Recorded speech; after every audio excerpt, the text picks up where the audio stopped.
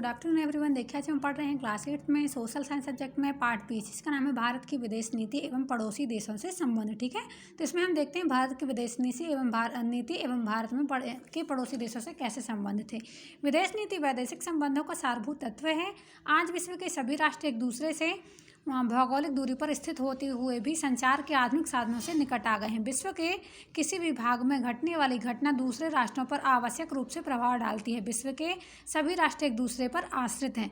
यही कारण है कि वर्तमान में विश्व राजनीति में अंतर्राष्ट्रीय संबंधों के विकास तथा निर्माण को महत्व दिया गया है। अपने विदेश संबंधों को अपने इच्छानुसार संचालित करने के लिए एक श्रेष्ठ विदेश नीति की आवश्यकता होती है। विदेश नीति उन सिद्धांतों का समूह है जो एक राष्ट्र दूसरे राष्ट्र के साथ अपने संबंधों के अंतर्गत अपने राष्ट्रीय हितों को प्राप्त करने के लिए अपनाता है। तो ठीक है, समझ में आया आपको क्या है विदेश नीति? उन सिद्धांतों का समूह है जो एक राष्ट्र दूसरे राष्ट्र के साथ अपने संबंधों के अंतर्गत अपने राष्ट्रीय हितों को प्राप्त करने के लिए अपनाता है। दूसरे राज्यों से अपने संबंधों के स्वरूप स्थिर करने के निर्णयों का क्रियान्वयन ही विदेश नीति है। इसी प्रकार विदेश नीति एक स्थायी नीति होती है जो राष्ट्रीय जीवन मूल्यों से निर्मित होती है। फिर देखते हैं भारत की विदेश नीति। भारत की विदेश नीति का विश्व पर गहरा प्रभाव पड़ा है। भारत का सांस्कृतिक अतीत अत्यंत गौरवपूर्ण रहा है। न केवल पड़ोसी देशों के साथ अपितु दूर दूर स्थित देशों के साथ भी भारत मैत्रीपूर्ण संबंधों के लिए प्रयत्नशील रहा है। भारत की विदेश नीति की जड़ें विगत कई शताब्दियों में विकसित सभ्यताओं के मूल में छिपी हुई हैं और इसमें प्राचीन तथा मध्ययुगीन चिंतन शैलियों, ब्रिटिश नीतियों की विरासत, स्वाधीनता आंदोलन तथा वैदेशिक मामलों में भारतीय राष्ट्रीय कांग्रेस की पहुंच, गांधीवादी दर्शन के प्रभाव आदि का प्रभावशील योग रहा है। फिर देखिए भारत की विदेश नीति के प्रमुख लक्ष्य क्या थे। भारत को विश्व की प्रभावशाली शक्ति बनाना। दूसरा, भारत के औद्योगिक विकास के लिए दूसरे देशों से आर्थिक सहायता प्राप्त करना। तीसरा देखिए उपनिवेशवाद तथा साम्राज्यवाद का विरोध करना। एशिया और अफ्रीका के देशों के स्वतंत्रता आंदोलन का समर्थन करना। राष्ट्रमंडल के देशों से घनिष्ठ संबंध बनाए रखना। राष्ट्र हितों की पूर्ति करना। वैदेशिक व्यापार के विकास हेतु आवश्यक दशाओं का निर्माण करना। प्रवासी भारतीयों के हितों की रक्षा करना। पारस्परिक आर्थिक तथा जनहित के रक्षार्थ एशियाई अफ्रीकी देशों को संगठित करना। और लास्ट पॉइंट था इसका संयुक्त राष्ट्र का समर्थन तथा सहयोग करना। फिर देखिए भारत की विदेश नीति के निर्धारक तत्व। तो सबसे पहले आता है हमारा भौगोलिक तत्व। भारत की विदेश नीति के निर्धारण में भारत के आकार, एशिया में अपनी विशेष स्थिति तथा दूर दूर तक फैली सामुद्रिक और पर्वतीय सीमाओं का विशेष स्थान है। भारत व्यापार तथा सुरक्षा इन्हीं पर निर्भर है। फिर दूसरा देखिए गुट निरपेक्षता। विश्व दो गुटों पूंजीवाद और साम्यवाद में बटा हुआ है। दोनों में मनमुटाव के कारण शीत युद्ध चल रहा था। भारत ने इन दोनों गुटों से अलग रहकर अपने आप को गुट निरपेक्ष देश रखा, जो दोनों गुटों के मध्यस्थ का कार्य कर अंतर्राष्ट्रीय तनाव को कम करने में सहायता करता है। फिर थर्ड पॉइंट आता है हमारा ऐतिहासिक परंपराएं। भारत की विदेश नीति सदैव शांतिप्रिय रही है। भारत की अपनी प्राचीन संस्कृति और इतिहास है। आज तक भारत ने किसी दूसरे देश पर प्रभुत्व स्थापित करने का प्रयत्न नहीं किया। यही परंपरा वर्तमान विदेश नीति में देखी जा सकती है। अगला पॉइंट देखिए राष्ट्रीय हित। पंडित जवाहरलाल नेहरू ने संविधान सभा में कहा था कि किसी भी देश की विदेश नीति की आधारशिला उसके राष्ट्रीय हित की सुरक्षा होती है और भारत की विदेश नीति का ध्येय यही है। फिर देखिए भारत की विदेश नीति के प्रमुख सिद्धांत। तो इसका पहला आता है हमारा गुट निरपेक्षता। विश्व में शांति व सुरक्षा बनाए रखने के लिए भारत ने गुट निरपेक्षता की नीति अपनाई, जिसका अर्थ है शक्तिशाली गुटों से दूर रहना। गुट निरपेक्षता की नीति ना तो पलायनवादी है न अलगाववादी, बल्कि मैत्रीपूर्ण सहयोग को संभव बनाने की है। फिर दूसरे देखिए साम्राज्यवाद और उपनिवेशवाद का विरोध। ब्रिटिश साम्राज्यवाद के अधीन भारत दासता के दुष्परिणाम से परिचित रहा है। दासता मतलब क्या, वो दास प्रथा जो चलती थी ना, उसी के लिए दासता बोला गया है। अतः उसके लिए साम्राज्यवाद का विरोध करना स्वाभाविक था। भारत संयुक्त राष्ट्र में उपनिवेशवाद के विरुद्ध की भी आवाज़ उठाता रहा है। आज भी भारत उपनिवेशवाद के विरुद्ध आवाज़ उठा रहा है। इंडोनेशिया, लीबिया, नमीबिया आदि साम्राज्यवाद से त्रस्त देश है। फिर देखिए नस्लवादी भेदभाव का विरोध। भारत सभी नस्लों की समानता में विश्वास रखता है। अपनी स्वतंत्रता के पहले भारत दक्षिण अफ्रीका की प्रजाति पार्थक्य नीति के विरुद्ध संयुक्त राष्ट्र संघ में बराबर प्रश्न उठाता रहा है। भारत ने जर्मनी की नाजीवादी नीति का भी विरोध किया है। इस प्रकार अंतर्राष्ट्रीय समुदाय में नस्लवाद की पूर्ण समाप्ति भारतीय विदेश नीति का प्रमुख सिद्धांत। फिर देखिए पंचशील। पंचशील पहली बार तिब्बत के मुद्दे पर 29 मई 1954 को भारत और चीन के बीच हुई संधि में साकार हुआ। पंचशील संस्कृत के दो शब्द पंच और शील से बना है।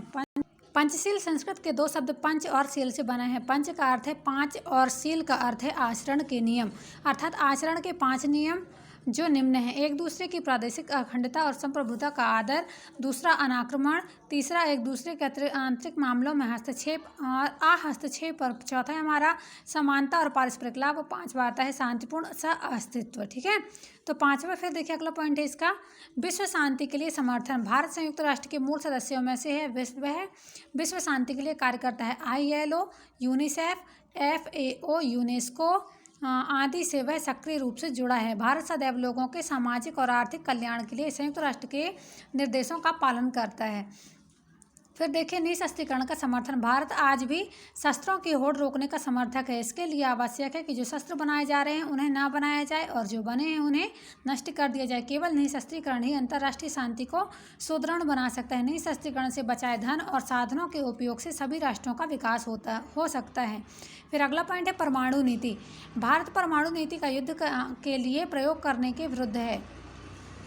भारत अंतरिक्ष के परमाणुकरण का समर्थन नहीं करता, तथापि वह परमाणु अप्रसार संधि का विरोधी है क्योंकि वह पक्षपात पर आधारित है।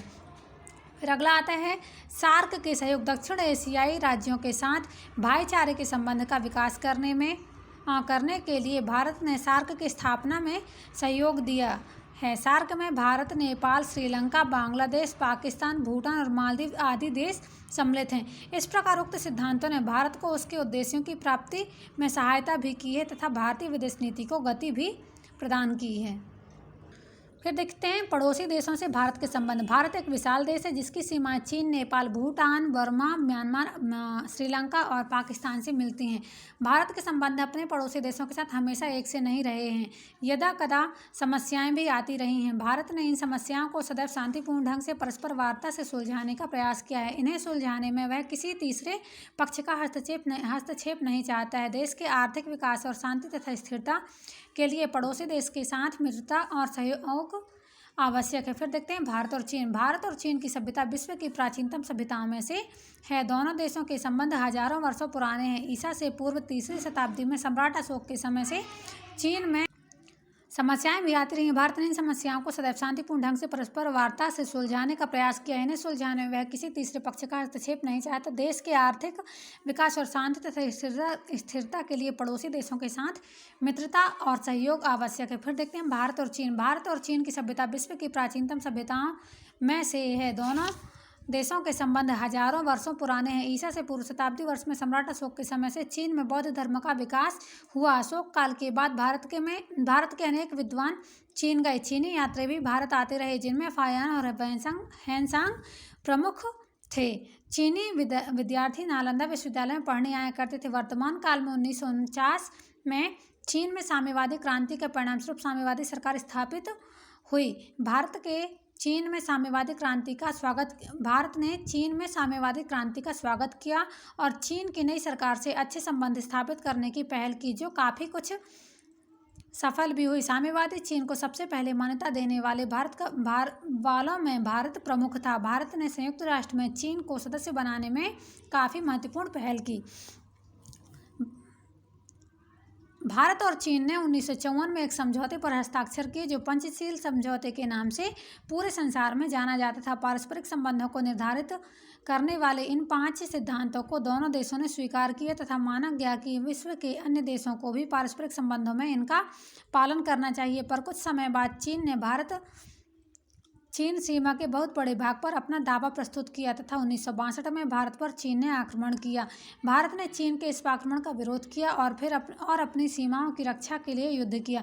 युद्ध के बाद भारत चीन संबंध तनावपूर्ण हो गए और बहुत समय तक सामान्य नहीं रहे। युद्ध के लगभग 2 दशकों के बाद भारत चीन संबंधों में सुधार के प्रयत्न दोनों ओर से किए गए। दोनों देशों के बीच जो राजनैतिक संबंध टूट गए थे 1976 में उन्हें पुनः स्थापित किया गया। दोनों देशों के बीच सीमा विवाद सुलझाने के लिए वार्ताएं प्रारंभ की गईं। वर्तमान में दोनों देशों के बीच अनेक आर्थिक, व्यापारिक और राजनीतिक समझौते हुए, पर सीमा विवाद अभी भी भारत-चीन संबंधों में अनसुलझा है और उसे सुलझाने के शांतिपूर्ण प्रयत्न किए जा रहे हैं। ठीक है बच्चों, यहाँ तक आपको समझ में आया?